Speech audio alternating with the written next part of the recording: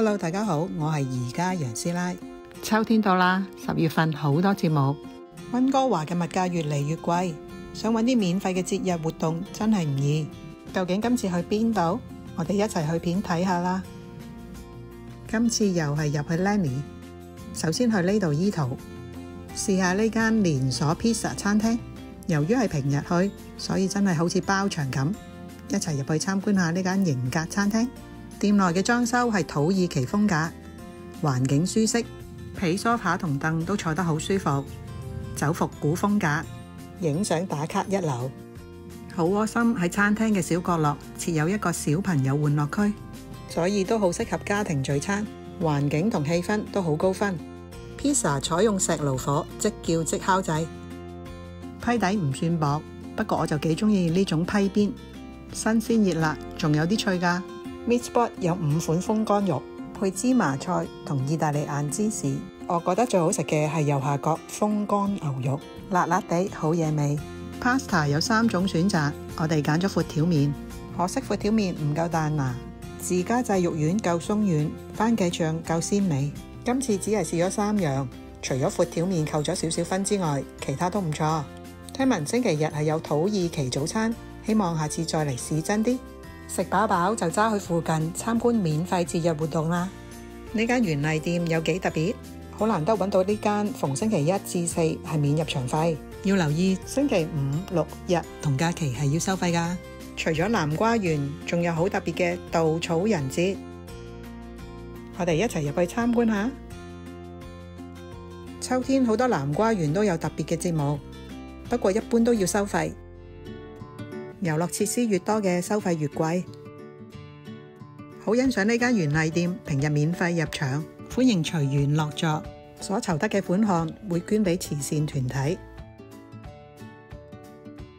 萬聖節就到啦，周圍都係南瓜，僅有一個啱你擺，揀啱咗仲可以洗乾淨先至攞返屋企。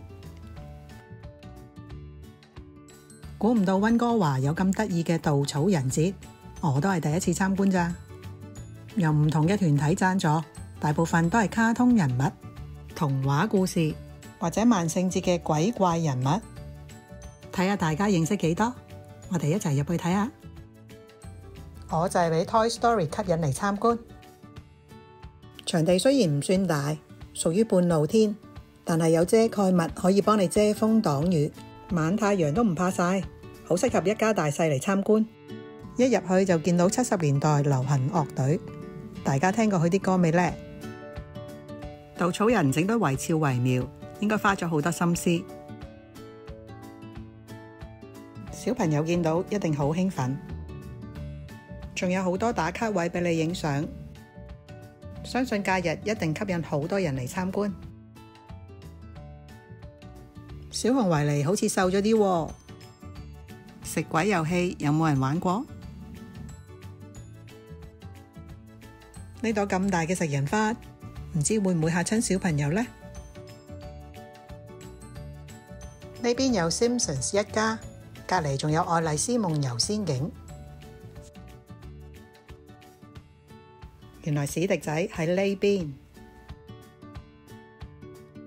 侏羅紀嘅恐龍都有幾隻啊！我覺得啲稻草人一啲都唔恐怖，仲好可愛搞笑添。像真度都好高，一睇就估到邊個卡通人物，應該大人細路都睇得好開心，真係睇到唔捨得走。呢個 Bubble 松，等我都玩下先。唔同尺寸大細嘅南瓜，周地都係，行路嘅時候就要小心啦。仲有好多奇形怪狀嘅南瓜，可以買嚟做擺設。揀啱就過嚟呢邊俾錢啦。園藝店好大，出邊仲有好多嘅植物可供選擇購買。一齊行下睇下有乜嘢？連日本嘅盆景樹都有啊！有冇興趣買棵楓葉返屋企種下？有時間真係可以慢慢行，慢慢睇啲盆栽植物，買啲返去美化家居。悠悠行過咗半日，係時候打道回府。回程時已經見到秋天嘅顏色，下次再同大家講下去邊度睇紅葉。10月份嘅節目陸續有嚟，壓軸仲有萬聖節，節目真係多到數唔晒。如果大家都有任何嘅免費活動資訊，歡迎留言話我知。希望大家睇完呢條片記得俾個 like 支持下楊師奶。我哋下條片見啦，拜拜。